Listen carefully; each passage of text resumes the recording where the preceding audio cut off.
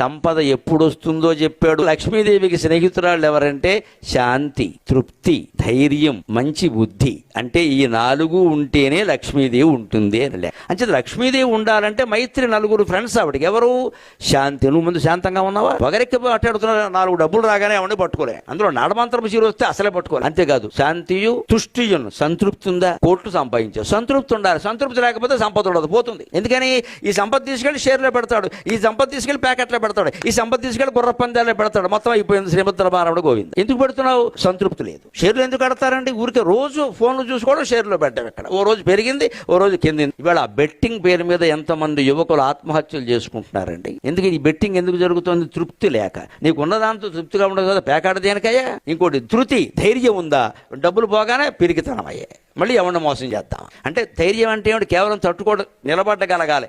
ప్రలోభాలకు లొంగకుండా నిలబడమే ధైర్యం.